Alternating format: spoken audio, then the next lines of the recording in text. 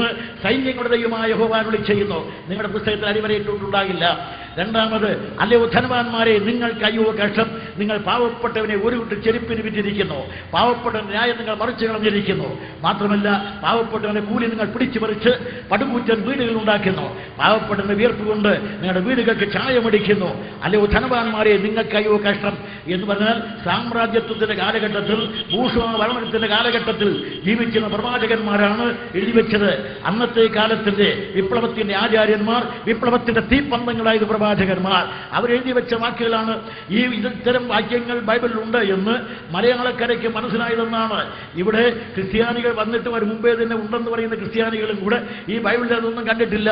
Bible ഇതുപോലെ കുറെ വാക്യങ്ങളുണ്ടെന്ന് മലയാളക്കരയ്ക്ക് മനസ്സിലായത് കെ ദാമോദരൻ കമ്മ്യൂണിസവും ക്രിസ്തുമതം എന്ന പുസ്തകം എഴുതുകയും അതിന്റെ തൊട്ടു പിന്നാലെ ജോർജ് കാക്കനാടൻ സുവിശേഷങ്ങളിൽ ക്രിസ്തുമതം എന്ന പുസ്തകം എഴുതുകയും അതിന്റെ തൊട്ടു പിന്നാലെ തിരുവട്ടാർ കൃഷ്ണൻകുട്ടി ഇതുപോലുള്ള 4 കവലകളിൽ നിന്ന് പ്രസംഗം ആരംഭിക്കുകയും ചെയ്ത ശേഷമാണ്. അവിടെ നിങ്ങൾ ഒരിക്കലെങ്കിലും ബൈബിൾ വായിക്കണം. തൊഴിലാളി സഖാക്കളെ, ഈ ബൈബിൾ വായിക്കാൻ ഞങ്ങളോട് ശുപാർശ ചെയ്യുകയാണ്.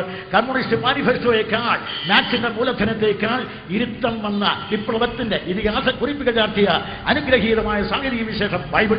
എന്തിന്? ചുരുക്കത്തിൽ പറഞ്ഞാൽ ഇപ്പോഴത്തെ കമ്മ്യൂണിസ്റ്റ് പാർട്ടി എവിടെയാണ്? ഞങ്ങളെപ്പോലുള്ള നിരവധി ആളുകൾ 24ാമത്തെ വയസ്സ് വരെയുള്ള 3 വർഷം കാലം നെഞ്ചു കൊടുത്ത്, നെറ്റി കൊടുത്ത്, ചോര കൊടുത്ത്, നീരി കൊടുത്ത് ആയിരക്കണക്കിന് ആളുകൾ അണിനിരന്ന് വളർത്തിയ ഒരു പ്രസ്ഥാനമാണ് കമ്മ്യൂണിസം.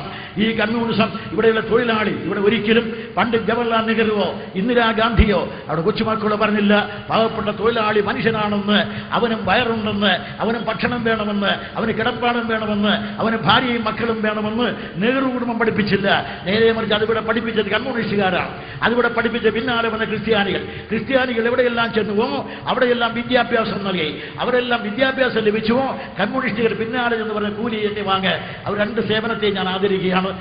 പക്ഷേ ഇന്ന് ഇതേ കമ്മ്യൂണിസം എവിടെയാണ് എത്തിയിരിക്കുന്നത്? ഇന്ന് കമ്മ്യൂണിസം അല്ല, പിണറായിസമല്ലേ ഉള്ളത്. അതെവിടെയാണ് എത്തിച്ചേർന്നിരിക്കുന്നത് എന്ന് മനസ്സിലാക്കുക. അതിന്റെ ഗതികേട് ഇന്ന് മുതലാളിത്തം ലാൽ സലാം പറഞ്ഞു പോകുന്ന കമ്മ്യൂണിസ്റ്റ് പാർട്ടി.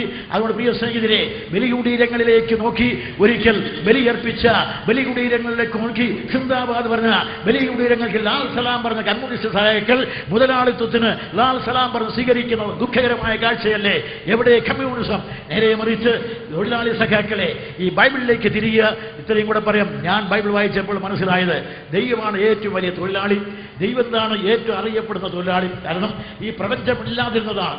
ഇല്ലാതിരുന്ന പ്രപഞ്ചത്തെ ഉണ്ടാകട്ടെ എന്ന ഉച്ചാരണം കൊണ്ട് ഇല്ലായ്മയെന്ന് സൃഷ്ടിച്ചുവെങ്കിൽ സൃഷ്ടി എന്ന കർമ്മമാണ് ചെയ്തത്. സൃഷ്ടി ഒരു കർമ്മമാകയാൽ കർമ്മം ചെയ്താൽ കർമ്മി എന്നല്ലേ വിളിക്കുന്നത്. ആദ്യമായി കർമ്മം ചെയ്ത തൊഴിലാളി ദൈവമാണ്. രണ്ടാമത്, ദൈവമാണ് ആദ്യം മണ്ണിൽ പണിയെടുത്ത തൊഴിലാളി. ബൈബിളിൽ പറഞ്ഞിട്ടുണ്ട് ദൈവം മണ്ണ് കൊണ്ട് മനുഷ്യനെ ഉണ്ടാക്കി. ദൈവം മണ്ണ് കൊണ്ട് മനുഷ്യനെ ഉണ്ടാക്കിയെങ്കിൽ ആദ്യമായി മണ്ണിൽ പണിയെടുത്തത് ദൈവം തന്നെയാണ്. അതുകൊണ്ട് ദൈവത്തെ തൊഴിലാളി എന്ന് തന്നെ ഞാൻ വിളിക്കുന്നു. ക്രിസ്ത്യാനികൾ നെറ്റി തുളിക്കും, എനിക്കറിയാം. പക്ഷെ പറയാതിരിക്കാൻ നിവൃത്തിയില്ല. അതുകൊണ്ട് മറിച്ചൊരു കാര്യം മനസ്സിലാക്കണം. ദൈവം തൊഴിലാളി എന്ന് മാത്രമല്ല, ദൈവം മനുഷ്യനെ സൃഷ്ടിച്ചപ്പോൾ അവനെ മുതലാളിയായി നിയോഗിച്ചില്ല. ദൈവം മനുഷ്യനെ അനുഗ്രഹിച്ചത് എങ്ങനെയാണ്? തോട്ടത്തിൽ വേല ചെയ്യണം, തോട്ടം കാക്കണം. ഇത് 2 മുതലാളിയുടെ ജോലിയല്ല, തൊഴിലാളിയുടെ ജോലിയാണ്. ദൈവം മനുഷ്യനെ നിയോഗിച്ച തൊഴിലാളിയായിട്ടാണ്. ആ തൊഴിലാളി വർഗമാണ് ഇന്ന് ലോകത്തിൽ പുരോഗമനത്തിന് വേണ്ടി അധ്വാനിക്കുന്നത്. അല്ലയോ തൊഴിലാളി സഖാക്കളെ, അതുകൊണ്ട് നിങ്ങളെക്കുറിച്ച് ആധികാരികമായി പറയുന്ന പുസ്തകം ബൈബിൾ എന്ന് പറഞ്ഞാൽ അത് തൊഴിലാളി സാഹിത്യം എന്നാണ് എൻ്റെ ഭാഷ്യം. ബൈബിളിൽ എന്തുകൊണ്ട് തൊഴിലാളി സാഹിത്യം? 1, ദൈവം തന്നെ തൊഴിലാളിയാണ്. 2, ഈ ബൈബിളിൽ പറയുന്ന പ്രധാനപ്പെട്ട ജനവർഗം ഇസ്രായേൽ, അവർ തൊഴിലാളികളാണ്. 400 പരം ആണ്ടുകൾ ഈജിപ്റ്റ് എന്ന് പറയുന്ന രാജ്യത്ത് ഇഷ്ടിക തൊഴിലാളി വർഗമായിരുന്നു ഇസ്രായേൽ. ആ ഇഷ്ടിക തൊഴിലാളി വർഗത്തിന്റെ കണ്ണുനീരിന്റെയും കഥനത്തിന്റെയും കറപുരണ്ട ചരിത്രമാണ് ബൈബിളിലെ പുറപ്പാട് പുസ്തകം. ലോകം കണ്ട 1ാമത്തെ സഹന സമര ചരിത്രം ഏത് എന്നുള്ള ചോദ്യത്തിന്റെ ഉത്തരം ബൈബിളിലെ പുറപ്പാട് പുസ്തകം എന്നാണ്. അതുകൊണ്ട് ബൈബിളിലെ പുറപ്പാട് പുസ്തകം വായിക്കുക. കമ്മ്യൂണിസ്റ്റ് മാനിഫെസ്റ്റോയേക്കാൾ, മാക്സിന്റെ മൂലധനത്തേക്കാൾ ഇരുത്തം വന്ന വിപ്ലവത്തിന്റെ ഇതിഹാസമാണെന്ന് മനസ്സിലാക്കാൻ കഴിയും. അത് ഒരിക്കലും ബൈബിൾ നിരത്തി വായിച്ചാൽ അവിടെയെല്ലാം ഇഷ്ടിക ഉണ്ടാക്കുന്നവർ, ഇഷ്ടിക ചുട്ടെടുക്കുന്നവർ, ഉഴുന്നവർ, കട്ട ഉടക്കുന്നവർ, വിതയ്ക്കുന്നവർ, കൊയ്യുന്നവർ, വര വീശുന്നവർ, ചൂണ്ടയിടുന്നവർ, മീൻ പിടിക്കുന്നവർ, ഇങ്ങനെ തൊഴിലാളി വർഗം കൂട്ടമായി മാർച്ച് ചെയ്യുന്നതാണ്. അത് മുതലാളികളുടെ. പക്ഷേ പാതിരിമാരുടെ കയ്യിലെത്തിക്കഴിഞ്ഞപ്പോൾ, അതല്ല അരമനയിലേക്ക് മാറിയപ്പോൾ ക്രിസ്ത്യാനിത്വം സാധാരണ ജനത്തിന് മനസ്സിലാകാതെ പോയി. അതുകൊണ്ട് പ്രിയ സ്നേഹിതരെ, നിങ്ങൾ ആരുന്നൊരു ചോദ്യമേ ഇല്ല. എന്തിനു വേണ്ടിയാണെങ്കിലും അംഗീകരിക്കുവാനോ അനാദരിക്കുവാനോ വിശ്വസിക്കുവാനോ വിമർശിക്കുവാനോ ഒരിക്കലെങ്കിലും വായിക്കൂ ബൈബിൾ. ഒരിക്കലെങ്കിലും ബൈബിൾ വായിച്ചു നോക്കുക. ഞാൻ ഈ പുസ്തകം വായിച്ചത് ഇതുപോലെ പ്രസംഗിക്കാനല്ല. ഈ മുസ ഇന്ത്യക്ക് വേണ്ട എന്ന് പറയുവാൻ കച്ചവടക്കാരായ ഇംഗ്ലീഷുകാർ കപ്പലിൽ കയറ്റി ഇറക്കുമതി ചെയ്ത ഇറക്കുമതി ചരക്കായ ക്രിസ്തു, ഇറക്കുമതി ചരക്കായ ക്രിസ്തു മതം, ഇറക്കുമതി ചരക്കായ ഇംഗ്ലീഷ്, ഇംഗ്ലീഷുകാർ ഇവിടെ കൊണ്ട് ഇറക്കുമതി ചെയ്ത യേശു ക്രിസ്തുവിനെ കപ്പലിൽ കയറ്റി തിരിച്ചയക്കുക. ഈ അന്ന് ക്രിസ്തു ശത്രുക്കൾ കേരളത്തിൽ വരാത്ത കാലത്ത് എൻ്റെ 18ാമത്തെ വയസ്സിൽ ഞാൻ വിമർശിച്ചതാണ്. പക്ഷേ ഒടുവിൽ ഞാൻ ഈ പുസ്തകത്തോടും പരാജയപ്പെട്ടു, ഇതുവരെ ക്രിസ്തുവിനോടും പരാജയപ്പെട്ടത് കൊണ്ടാണ് പേര് മാറാതെ മതം മാറാതെ ഒരു സഭയുടെയും പ്രത്യേകമായ ലേബിളില്ലാതെ ആരുടെയും ശമ്പളം പറ്റാതെ ഈ ക്രിസ്തുവിനെ പ്രസംഗിക്കുന്നത്.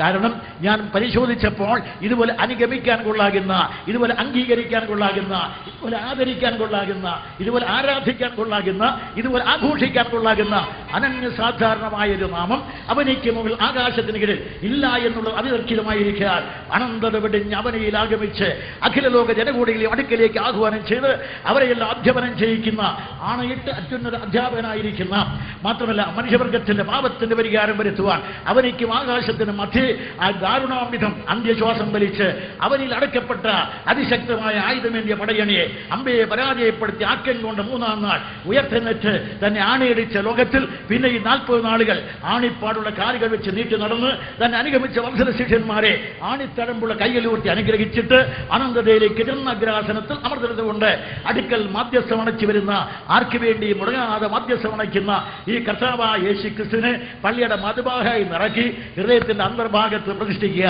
അപ്പോൾ ക്രിസ്തു നിങ്ങളിൽ ഉരുവാകും. അതുകൊണ്ട് പള്ളിയുടെ മധുബാഹായിരിക്കുന്ന ക്രിസ്തുവിനെ അവിടെ നിറയ്ക്കണം. അത് ക്രിസ്തു നിങ്ങളുടെ ഹൃദയങ്ങളിൽ ഉരുവാകണം. അതിനുവേണ്ടിയാണ് ഇനി ഞാൻ അടുത്ത ഭാഗത്തേക്ക് വരുന്നത്. ബൈബിളിന്റെ ഏറ്റവും വലിയ പ്രമേയം അത് അവതരിപ്പിക്കുന്ന 2 പ്രമേയങ്ങളിൽ അത് 84 പ്രമേയങ്ങൾ അവതരിപ്പിച്ചിട്ടുണ്ട്. അതിൽ 2-എണ്ണത്തിൽ ഒന്നാണ് ഇപ്പോൾ ഞാൻ പറയാൻ പോകുന്നത്. അത് ഞാനും നിങ്ങളുമാണ്. അതുകൊണ്ട് ഈ പ്രമേയത്തിൽ ഞാൻ കൊടുക്കുന്ന പേര് മനുഷ്യൻ എന്നാണ്. എല്ലാവർക്കും മനസ്സിലാകും. ഈ മനുഷ്യൻ എന്താണ്? മനുഷ്യൻ മാക്സിം ഗോർക്കി, എത്ര സുന്ദരമായ പദം. മനുഷ്യൻ, സൃഷ്ടിയുടെ മകുടം, ഒരു സാഹിത്യകാരൻ. മനുഷ്യൻ, അഭൂതപൂർവമായ വിസ്മയം, മറ്റൊരു സാഹിത്യകാരൻ. എന്താണ് മനുഷ്യൻ? എന്താണ് മനുഷ്യൻ? കൃഷ്ണൻകുട്ടിയോട് ചോദിച്ചാൽ 2 കാലിൽ എഴുന്നേറ്റ് നിൽക്കുന്ന, 2 കൈകൾ സർവതന്ത്ര സ്വതന്ത്രമായി ഉപയോഗിക്കുന്ന ഒരു സവിശേഷ ജീവിയുടെ പേരാണ് മനുഷ്യൻ. ഈ മനുഷ്യൻ എങ്ങനെ ഉണ്ടായി? ഈ ചോദ്യം 2 ഉത്തരം. ഒന്ന്, പരിണാമവാദികളും ഭൗതികവാദികളും പറയുന്ന മറുപടി. അവർ പറയുന്നത് പരിണമിച്ചുണ്ടായി. എന്താണ് പരിണാമം? കൊച്ചുകുട്ടികൾക്ക് പോലും അറിയാം, സ്കൂളിൽ പോകുന്ന കുട്ടികൾക്ക് തന്നെ അറിയാം എന്താണ് പരിണാമം. പരിണാമം എന്ന് പറഞ്ഞാൽ ഭൂമി മുതൽ സൂര്യൻ വരെ അകലമുള്ള വലിയൊരു പിണ്ഡം എനിക്കും നിങ്ങൾക്കും അറിഞ്ഞുകൂടാത്ത ഏതോ കാരണത്താൽ പൊട്ടിത്തെറിച്ച് ആയിരക്കണക്കിന് കഷണങ്ങളായി മാറി പിന്നെയും പൊട്ടിത്തെറിച്ചുകൊണ്ടേയിരുന്നു. അങ്ങനെയുള്ളതെല്ലാം കൂടിച്ചേർന്ന് ഗാലക്സികളായി മാറി. അങ്ങനെയുള്ള ആയിരക്കണക്കിന് ഗാലക്സികൾ ഇവിടെയുണ്ട്. അതിൽ ഒന്നാണ് നമ്മുടെ ഗാലക്സി. നമ്മുടെ ഗാലക്സിയിൽ ആയിരക്കണക്കിന് സൗരയൂഥങ്ങളുണ്ട്. അതിൽ ഒന്നാണ് നമ്മുടെ സൗരയൂഥം. നമ്മുടെ സൗരയൂഥത്തിൽ 32 ഗോളങ്ങളുണ്ട്.